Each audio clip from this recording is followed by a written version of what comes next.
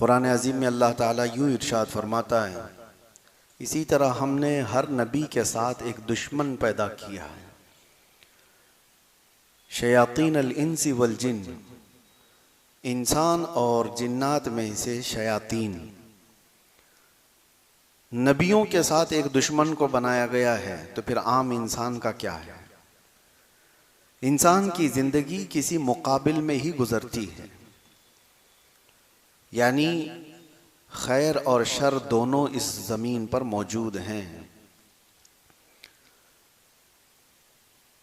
जितने भी औलिया कामिलीन, सहाबा, ताबाईन, जिनकी भी जिंदगियां आप देखें, उनके करामात, उनकी अच्छाइयाँ, उनकी फजीलतें सब आप बयान करते हैं, सुनते हैं, लेकिन साथ ही उनकी जिंदगी में कोई एक थ्रेड रहता ही है, एक दुश्मन कोई रहता है। इसकी वजह क्या है? सारे नबियों के साथ अल्लाह ताला फरमाता है हमने एक दुश्मन पैदा किया है। वजह यह है कि दुश्मन इसलिए होता है कि अल्लाह के महबूबों की मोहब्बत का इजहार हो जाए, उनके कमालात का इजहार हो जाए। मिसाल के तौर पर सैयदना इब्राहीम खलीलुल्लाह अलैहिस्सलातु तस्लीम, ये खलील हैं अल्लाह के, बरगजीदा पैगंबर हैं, जलीलुल कद्र नबी हैं, और आप अल्लाह ताला के महबूब नबियों में से हैं। लेकिन आपके साथ जो हुआ, आपको आग में डाला गया। वाकई आपको मालूम होगा, नमरूद ने आपके लिए आग जलाई और आपको आग में झोंक दिया गया, और आग ने आप पर कुछ असर नहीं किया। अल्लाह ताला ने कुरान में फरमाया, कुलना या नारू कूनी बर्दन व सलामन अला इब्राहीम, हमने कह दिया ए आग इब्राहीम पर ठंडी हो जा, सलामती वाली हो जा। आग ठंडी हो गई, इब्राहीम अलैहिस्सलाम का कोई भी बाल बाका नहीं हुआ। अब ये जो कमाल इब्राहीम अलैहिस्सलाम का जाहिर हुआ, इसकी वजह क्या है? उस नमरूद का होना। वो दुश्मन इसलिए था कि अल्लाह के नबी के कमाल का इजहार हो जाए। आपकी जिंदगियों में भी ये मामलात होंगे, हर एक के साथ कोई ना कोई दुश्मन होगा। कोई ऐसा तस्वुर नहीं कर सकता कि मैं या फला सारे दुश्मनों से पाक हैं। और कभी कभार हमारे पास लोग आकर के कहते हैं कि हज़रत फला मेरे साथ वो कर रहा है, ये कर रहा है, मैं तो किसी का बुरा चाहता ही नहीं। यहाँ ये कानून नहीं है कि आप किसी का बुरा चाह रहे हैं तभी आपके साथ कुछ बुरा हो रहा है। दुनिया बहुत सारे लोगों से ऐसी भरी हुई है जो खामोश चलने वालों के साथ भी दुश्मनी करती है। उनको ये जरूरी नहीं है कि आपने उनका कुछ बिगाड़ा हो, आप रास्ता चलने वाले हो, लेकिन उसके बावजूद भी कुछ लोगों को अच्छा नहीं लगता आपका रास्ता चलना। आप सर झुका करके चलते हो, ये भी बहुत सारे लोगों के लिए सही नहीं लगता। आप सर उठा के चलते हैं तो भी लोगों के लिए तकलीफ है। तो खामखा जो तकलीफ है लोगों को, हर एक का कोई ना कोई दुश्मन या छोटा होता है या बड़ा होता है। लेकिन हमारी जिंदगियों में किसी दुश्मन का होना ये इसलिए नहीं है कि हम सबको ख़त्म कर दिया जाए, बल्कि इसलिए है कि हम अल्लाह से ज़्यादा करीब हो जाएं, उससे पनाह मांगने लग जाएं। दुश्मन से बचने के लिए रोज़ाना कुछ ना कुछ आप वजीफ़ा करते रहेंगे, अल्लाह से दुआ करते रहेंगे। जब जब आप मुसीबतों में गिरफ्तार होते हैं, अल्लाह की तरफ दौड़ करके आते हैं। और फिर एक बात आपको मैं ये भी बता दूँ, अल्लाह की ज़ात पर यकीन और तवक्कुल इतना बढ़ जाता है। हम मुसलमान हैं, इस एतबार से मैं कह रहा हूँ, दुश्मन चाहे जैसे भी हों, लेकिन मुसलमान ये सोचता है कि मेरे रब से बढ़कर ताकत किसकी है। ये जितना जरर पहुंचाने वाले होंगे ये अपनी ताकत के हिसाब से पहुंचाते हैं, और अल्लाह हिफाजत करने वाला है, वो अपनी ताकत से हिफाजत करता है। और कुरान में अल्लाह ताला ने फरमाया है, इसलिए हमारा यकीन बढ़ता चला जाता है। अगर आपका कोई दुश्मन ही ना हो तो आप खुद ही अपने आप को खुदा समझने लग जाएंगे। अगर कोई आपका दुश्मन ही ना हो तो आप खुद को ये समझने लग जाएंगे कि मेरा कौन क्या करता है, कुछ भी नहीं, मैं सेफ हूं। और जहां पता चला कि कुछ दुश्मन हैं जो ताकतवर भी हैं या साजिशी हैं या जाल बुनने वाले हैं, तो अंदर से एक खौफ पैदा होता है कि मेरी गफलत में कहीं वो मुझ पर हमला आवर ना हो जाए। इसलिए बारगाह रब्बुल इज्जत में रोजाना दुआ करता हूं कि मौला इन दुश्मनों से मेरी हिफाजत फरमा। मेरे अजीजों, हमारी और तुम्हारी ताकत का क्या कहना। सैयदुल अंबिया रसूल अकरम सल्लल्लाहु तआला अलैहि वसल्लम, अल्लाह ताला के वो महबूब नबी, अगर वो हुक्म दें तो आपके साथ सोने और चांदी के पहाड़ चला करेंगे। हुजूर ने खुद फरमाया, लेकिन उसके बावजूद मेरे आका सल्लल्लाहु तआला अलैहि वसल्लम दुश्मनों के शर से बचने की दुआ करते थे। दुश्मनों के शर से बचने की दुआ करते थे। और बारहा ऐसा देखा भी गया कि दुश्मनों का वार मेरे आका पर हुआ है कि नहीं हुआ। अबू जहल की वजह से, अच्छा यहां पर यह भी मैं बता दूं, अबू जहल क्यों पैदा हुआ, क्यों आ गया हुजूर के मुकाबिल में, क्यों इतनी अजियतें दिया। मेरे अजीजों, अल्लाह ताला का कोई काम हिकमत से खाली नहीं होता। कोई काम हिकमत से खाली नहीं होता। फ़िअलुल हकीम ला यखलु अनिल हिकमा। अबू जहल के होने की वजह से रसूल पाक सल्लल्लाहु तआला अलैहि वसल्लम के कई मौजज़ात का इजहार हुआ है। कंकरियों ने कलमा पढ़ा, हुजूर का ये कमाल देखा दुनिया ने। या अबू जहल इस तरह का दुश्मन होने की वजह से उसने इनकार किया और मेरे आका ने इजहार करके दिखाया। उसने कहा कि ये नबी नहीं है, इनका अगर कुछ है तो जमीन पर चल रहा होगा जादू, आसमान पर चला करके दिखाएं कुछ। हुजूर ने इशारा किया और चांद दो टुकड़े हो गया। उसका इनकार करना था, मेरे आका ने इजहार करके दिखाया। दुश्मनों का कभी कभार होना आपके कमालात के इजहार का सबब बनता है। हाँ, इसीलिए इकबाल ये कहता है, तुन दिए बादे मुखालिफ से न घबरा है औकाब, ये आती है तुझे ऊंचा उड़ाने के लिए। उर्दू के हार्ड लफ्ज होंगे, आपको मैं बताता हूं। कहना ये चाहते हैं इकबाल, तुन दिए बादे मुखालिफ से न घबरा है औकाब। औकाब ईगल को कहते हैं, परिंदा बहुत ऊंचा उड़ता है। ये ऊंचा उड़ता है लेकिन कभी कभार नीचे आ जाता है। और तुंदिए बादे मुखालिफ का मतलब होता है उल्टा चलने वाली हवा। कभी मुखालिफ सिमत से हवा तेज चलने लग जाए तो उकाब को मुश्किल हो जाता है कि अगर हवा उधर से आ रही है और ये उड़ इधर से रहा है। तो इकबाल ये कहते हैं, ऐसी मुखालिफ सिमत से आने वाली हवा से मत घबराए उकाब। उकाब क्या करता है उस वक्त, हवा अगर तेजी से मुखालिफ सिमत से आए तो हवा का मुकाबला करने के लिए उसमें घुस नहीं जाता, बल्कि ऊपर जाता है जहां से हवा नहीं आ रही हो। यानी मुखालिफ सिमत से हवा ना आ रही हो, इतना ऊंचे ऊपर चला जाता है ताकि ये मुखालिफ सिमत से आने वाली हवा से मेरा टक्कर ना हो। तो इकबाल ये कहता है, मुखालिफ सिमत से आने वाली तेज हवाओं से न घबरा ए औकाब, ए उम्मत मोहम्मदिया, ये आती है तुझे ऊंचा उड़ाने के लिए। तुम इनसे ऊपर चले जाओ, तुम्हें तुम्हारी हैसियत बताने के लिए दुश्मन आते हैं। अजीजा ने गिराम वक़ार, आज के हालात भी हमें इस बात की तरफ ला रहे हैं कि हमने देखा है बहुत सारी जगहों पर बद्र के मैदान में सहाबा इकराम रिज़वानुल्लाहि ताला अलैहिम अजमाइन ने जो जोहर पेश किए, वो कम से कम 10-12 साल पहले मक्का वाले तसव्वुर भी नहीं कर सकते थे, सोच भी नहीं सकते थे।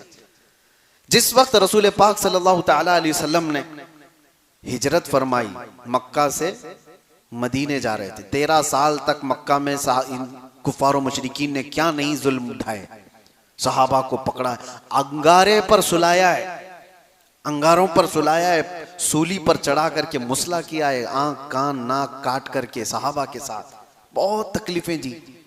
उस वक्त तो पूरे मुशरिकीन ये समझते थे कि ये कमजोर लोग हैं, ज़ईफ लोग हैं जो मोहम्मद के साथ चल रहे हैं, कभी भी इनका खात्मा होगा। और जिस वक्त हुजूर हिजरत करके चले गए, तब तो इनकी ताकत और भी बढ़ गई कि हमने तो इनको वतन छोड़ने पे मजबूर कर दिया। इनका गांव छूटा, घर छूटा, रिश्तेदार छूटे, माल व असबाब जायदाद सब छूट गया, कुछ नहीं है इनके पास। इतनी दुश्मनी किया इन्होंने। और उसके बाद जब वो मदीने चले गए, ये हालात थे जो सहाबा को मजबूत बना दिए, सहाबा को मजबूत बना दिए। आज हम सब ये जो ढीले ढाले हैं, उसकी वजह ही ये है कि हमारा मुकाबला किसी से नहीं है। जिस जगह पर किसी से मुकाबला नहीं होता वो ढीली कौम है। उसे किसी भी चीज से अपने मुकाबले की ताकत का अंदाजा ही नहीं होता। मेरे अजीजों, सुना है शेर को भी अगर कुत्तों के साथ पाला जाए तो फिर वो शिकार करना छोड़ देता है, उसे उसकी हैसियत मालूम नहीं रह जाती, याद नहीं रह जाता, बरसों अगर रहा तो। सहाबा इकराम वहां मक्का से मदीने चले गए। मुशरिकीन अभी भी ये सोचते थे कि जिस तरह हम इनको मक्का में कभी भी पकड़ के मारते थे, एक साहबी हैं जिनको 16 साल तक कैद में रखा था इन्होंने, जंजीरों से बांध करके, वो जुल्म ढाए थे। तो ये सोचते थे कि इस तरह से हम कभी भी इनके ऊपर कुछ कर देंगे। लेकिन एक मर्तबा आए मदीने पर चढ़ाई करने के लिए 1000 से ज्यादा लोग, और बद्र के मैदान में जो सहाबा ने जोहर दिखाए, इनके पूरे के पूरे परखचे उड़ा दिए। जितने गुरु घंटाल थे सब के सब मैदान बद्र में कत्ल हो गए। अबू जहल, उतबा, शैबा, जितने बड़े बड़े थे शैतान, सब कत्ल हो गए। बद्र के उस वादी में वो मुशरिकीन कहते हैं कि हमें तो ये अंदाजा ही नहीं था कि इतने ताकतवर हो चुके ये लोग, इतना मुकाबला करने की इनके अंदर हिम्मत आ गई। बल्कि वो ये भी कहते हैं कि बसा औकात हम देख रहे थे उनके पास तो लकड़ी के हाले थे, तलवारें भी नहीं थी, लकड़ियों से लड़ रहे थे सहाबा रसूलुल्लाह के। और मुशरिकीन मक्का कहते हैं कभी कभार ये गर्दन के करीब तलवार लाते थे, अभी हमला भी नहीं होता था, किसी की गर्दन कट गई होती थी, वैसे ही खत्म हो गए होते थे। ये सहाबा इकराम रिदवानुल्लाह ताला अलैहि मजमाइन की मदद भी थी और उनका यकीन था, उनका जो मुस्तहकम अमल था। उसकी वजह क्या है? मुशरिकीन ने ये दुश्मनी ऐसी की कि सहाबा को इतनी बुलंदी पर पहुंचाया, यकीन के साथ कि वो सहाबा मैदान में उतरे तो अल्लाह के भरोसे उतरे थे। मेरे अजीजों, ये हालात सबकी जिंदगियों में होंगे। दुश्मन जो होता है वो तुम्हें मजबूत करने के लिए होता है। एक बुजुर्ग ने फरमाया था, बुजुर्ग बैठे हुए थे और अचानक वो दुआ करने लगे कि अल्लाह ये दुश्मनों को सलामत रखे, ये भी नियामत है। तो सब लोगों ने कहा कि हुजूर दुश्मनों की हिलाकत की दुआ की जाती है, आप कह रहे हैं वो सलामत रहे? कहते हाँ, इसलिए कि वो होते हैं तो हमारा ईमान मजबूत होता है, वो हमारे ईमान को मजबूत करते हैं। और हत्ता के उस बुजुर्ग ने फरमाया अगर ये ना हो तो हमें शहादत का दर्जा कहाँ से मिले, गाजी का दर्जा कहाँ से मिले? इनके साथ मुकाबला हो तो ही ये सब मामलात हैं, कोई हो ही ना तो फिर कहाँ से हमें ये सब नियामतें मिलेंगी? बहरहाल उनका अपना कॉन्सेप्ट, उनका अपना तस्वुर। लेकिन हमारे लिए जिंदगियों में मेरे अजीजों, हर एक के साथ अल्लाह ताला ने एक शैतान पैदा किया है, हर एक के साथ एक शैतान है। नबियों के साथ जब कहा गया तो शैतान तुम्हारे साथ भी है, हमारे साथ भी है। अब शैतान की 2 किस्में बयान की गई हैं कुरान में, एक इंसानों में से और एक जिन्नात में से। और आपने सूरह नास में पढ़ा होगा, आखिरी आयतें जो है अल्लज़ी युवस्विसु फी सुदूरिन नास मिनल जिन्नति वन्नास, उस शैतान से अल्लाह की पनाह जो लोगों के सीनों में, दिलों में वसवसे पैदा करता है। वो कौन है? मिनल जिन्नति वन्नास, जिन्नात में से और इंसानों में से। और इसी तरह भी मैंने जो आयत पढ़ी, अल्लाह फरमाता है वकदालिका जअलना लिकुल्लि नबिय्यिन अदुव्वन शयातीनल इंसि वल जिन्न, हमने हर नबी के साथ एक दुश्मन पैदा किया, इंसानों में से और जिन्नात में से एक शैतान। तो शैतान दोनों में भी है, इंसानों में से भी होगा, जिन्नात में से भी होगा। बहुत सारे लोग ये तस्वुर करके बैठे रहते हैं शैतान का मतलब 2 बड़े सींग वाला होगा, बकरे की मुंडी वाला होगा, लंबे बालों वाला होगा। शैतान की ऐसी कोई शक्ल नहीं, शैतान तुम्हारे करीबी दोस्त की शक्ल में भी आएगा, जो तुम्हारे आसपास हैं, इनमें से कोई शैतान हो, अच्छी शक्लों में भी होगा। और जिन्नात में से जो शैतान है वो गायब होगा। लेकिन ये दोनों हमारी जिंदगी पर बहुत असर करते हैं, बहुत बुरी तरह से असर करते हैं। ये मुसलसल खैर के रास्ते से हमें भटकाने की कोशिश करते हैं। ये नमाजें हैं तुम्हारी, ये दुआएं हैं और बुजुर्गों की सोहबतें हैं जो इन शैतानों से तुम्हें बचा रखेंगे। वरना इनसे मुकाबला करते करते आदमी कितने तो गुमराह हो गए, भटक गए। कौन है जो तुम्हें अचानक बैठे बैठे बुरी ख्वाहिशात ला करके उस मैदान में ले चला जाता है? वो शैतान है जो तुम्हारे साथ लगा हुआ है। तुम अच्छे भले थे, मस्जिद में बैठे हुए थे, उठ करके गए, फिर खुराफात दिमाग में आई, चलना है फलां जगह पर गुनाहों के अड्डे पर। कौन लेकर के गया तुम्हें? दो, या तो एक गायब लेकर के जा रहा होगा या तो एक कोई हाजिर होगा। हाजिर होगा तो तुम्हारा दोस्त होगा, गायब होगा तो जिन होगा। ये दोनों में से कोई एक तुम्हें लेकर के जा रहा है और तुम भटक गए, बहक गए। मेरे अजीजों, इनसे मुकाबला करने के ही लिए इस दुनिया में हमें भेजा गया।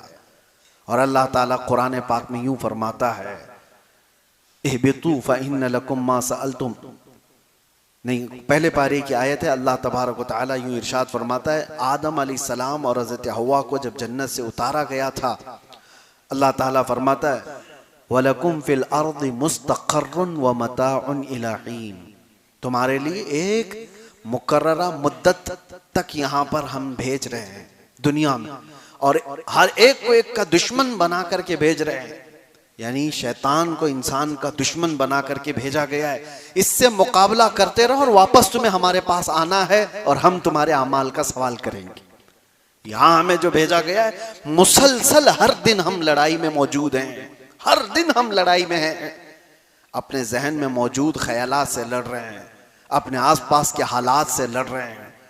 और अगर ये दुश्मन ना होता तो आप अल्लाह की ज़ात पर यकीन कैसे करते?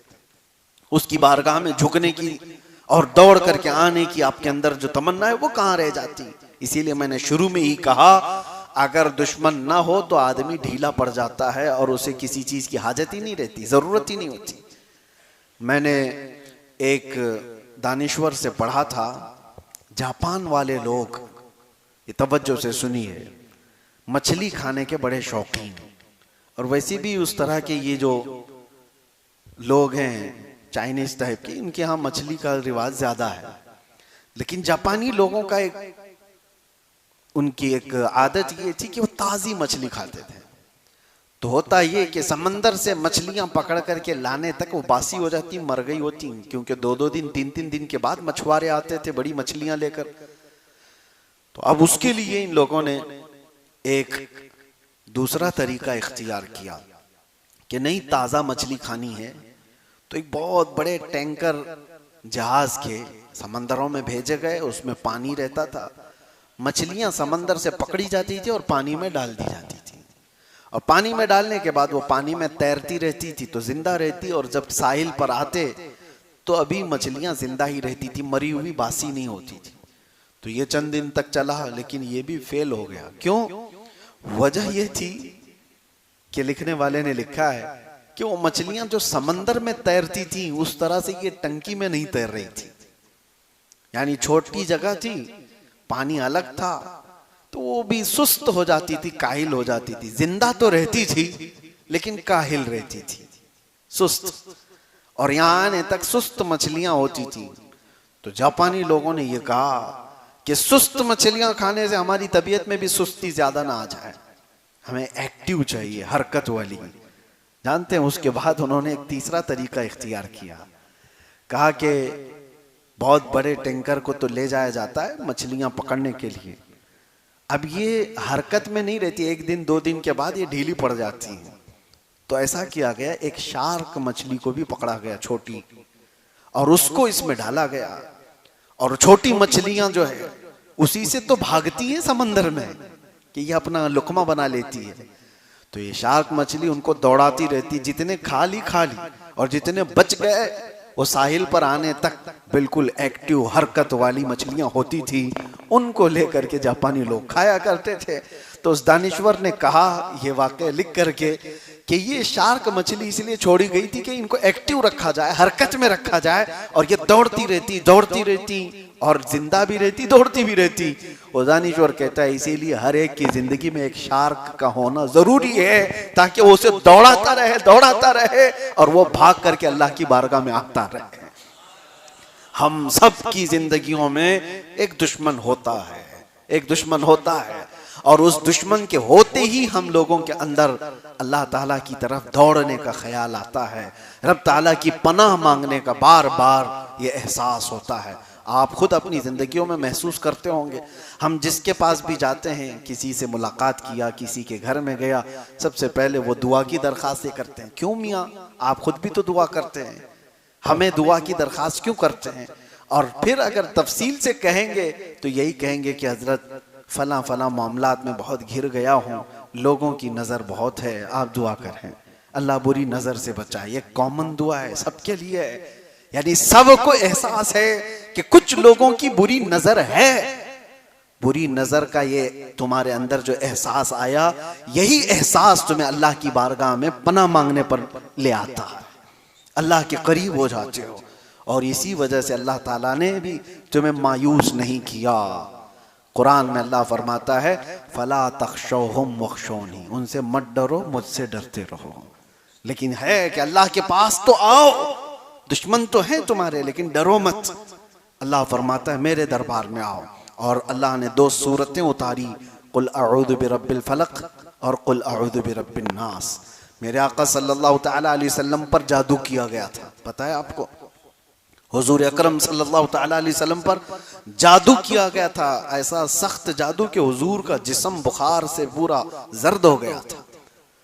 और फिर वो पता भी किया गया कि किस कहाँ जादू करके क्या किया गया है। आपका पुतला बनाकर उसमें सुइयां या फिर बाल वगैरह लगा करके जिस तरह से भी जादू किया गया, हुजूर सैयदुल मुरसलीन सल्लल्लाहु अलैहि वसल्लम पर यह असर किया गया। उसके अलावा खैबर के मौके पर जहर दिया गया था, गोश्त में जहर रख करके। हुजूर पाक सल्लल्लाहु तआला अलैहि वसल्लम पर जब ये इस तरह के हमले हुए थे तो अल्लाह ताला ने मुअव्वज़तैन को उतारा। मुअव्वज़तैन किसको कहते हैं? कुल औज़ु बिरब्बिल फलक और कुल औज़ु बिरब्बिन नास। कहा गया जो इसको पढ़ ले अल्लाह दिन भर उसको जादू सहर से महफूज रखेगा। तुम्हारे पास ये हथियार हैं, तुम्हारे पास ये आलाजात हैं। बहुत सारी जगहों पर मैंने देखा, इससे कबल भी मैंने कहा है, आजकल ये आम हो गया है। कुछ शैतान हैं रुए ज़मीन पर जो इन्हीं कामों में मसरूफ़ हैं, एक दूसरे पर हमला करने, जादू सहर सिफली टोटके, ये सारी चीज़ों पर दूसरों की ज़िंदगियों को ख़राब करने में। और आज का सबसे बड़ा हमला जो हो रहा है वो हमारी बच्चियों पर है, लड़कियों पर है। कितने तो ऐसे दुकान खोले हुए बैठे हैं जो मोहब्बत का तावीज़ करते हैं, किसी लड़की को अपने काबू में करने के आमाल करके दिए जाते हैं, ये शैतानी आमाल के ज़रिए से। और लड़कियों पर गलत तरीके से असर करके कितने ऐसे हैं, मैंने खुद में देखा है। अच्छे अच्छे घरों की बच्चियों पर ये अमल करके उन्हें अपने कंट्रोल में कर दिया जाता है और उसके बाद उनको ले जाया जाता है। और कुछ तो वो है जो शादी कर ली और कुछ तो वो है जो उनको कोठे में बेचती है। बच्चियां महफूज नहीं रह जाती। इसीलिए मैं अपनी लड़कियों को, अपनी बेटियों को, सबको अपने घरों में भी ये तलकीन करता हूँ, ताकीद करता हूँ कि रोज़ाना सुबह उठते ही 7 बार कुल औज़ु बिरब्बिल फलक और 7 बार कुल औज़ु बिरब्बिन नास पढ़कर अपने ऊपर दम कर लिया।